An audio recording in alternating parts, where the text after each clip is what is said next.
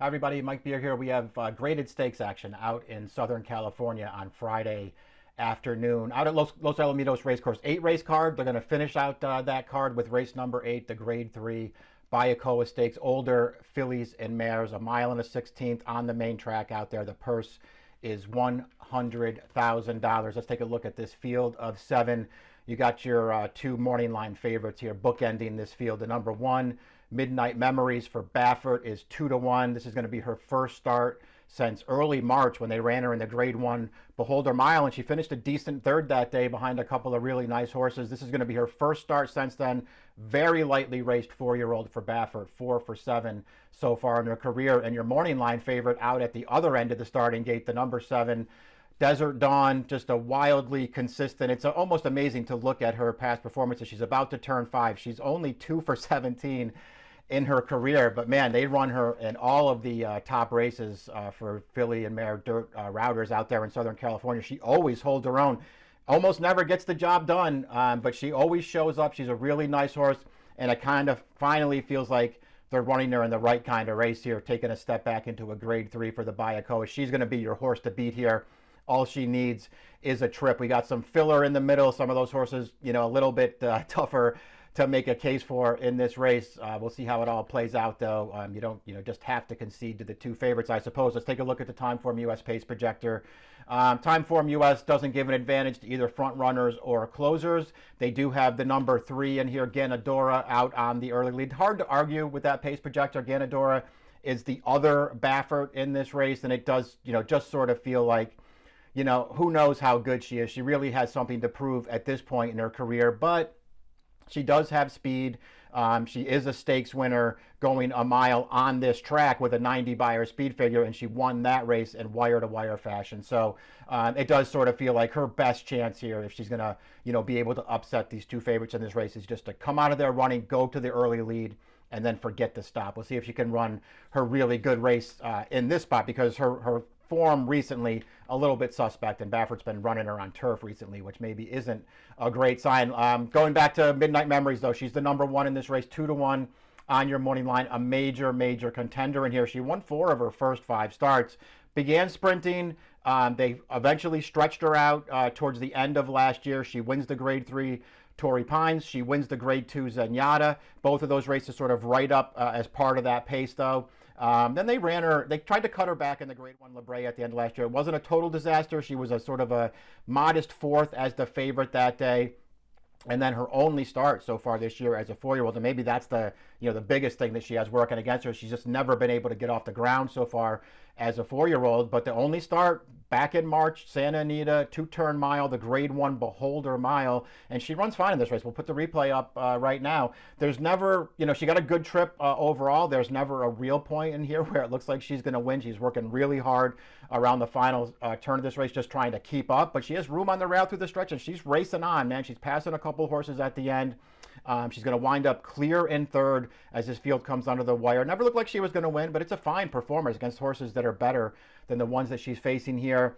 Just has to be ready off the layoff, which isn't generally a huge concern with Baffert. She's got a great post here, and she has tactical speed from the inside. There's plenty to like. She's one of the major contenders in here, and maybe she won't be the favorite. We'll see how it all plays out. The number 2 is Violent Runner. She's going to stretch out for the first time here. She's 6 for 12 so far in her career. Nothing wrong with her overall past performances, but she's never been beyond a sprint distance. She was claimed for $40,000 earlier this year. It'd be hard to make the case that she's, taken some kind of huge step forward for these new connections. But in her first start off the claim, she did finish 2nd in a grade 3 sprint with a 79 by her speed figure.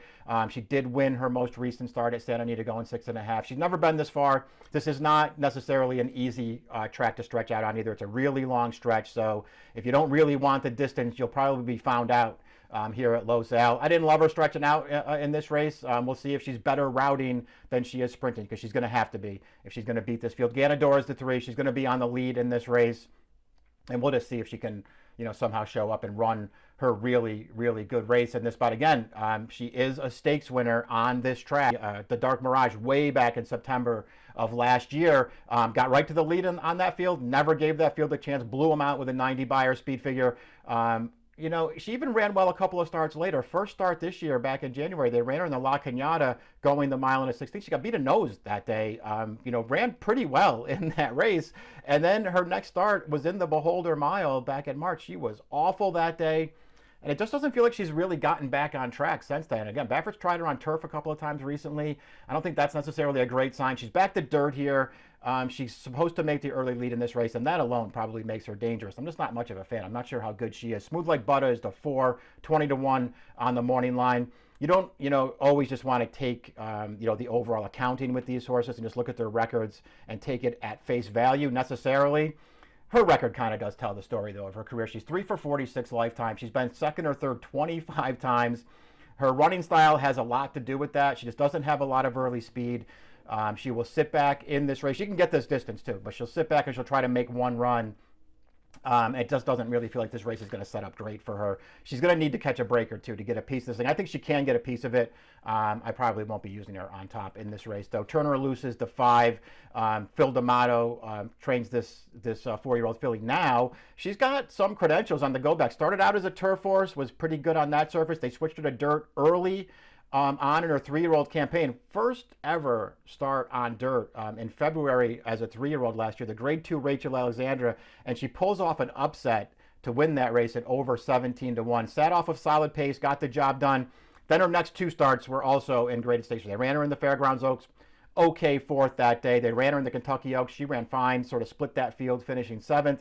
And it's been mostly back to turf since then. She has not won a race since she pulled off that upset in the Rachel Alexander. She's 0 for 10 since then. But this will be her first dirt start for trainer Phil D'Amato. So maybe that's something to hold on to here. It feels like she'll be a fair price. It's not like she's totally overmatched by these horses, but she is probably going to need to run the best race of her life if she's going to win here. I don't think she's impossible. I would wait and see what kind of price she is before I bet her. The number 6, Trouville, 15-1 on the morning line.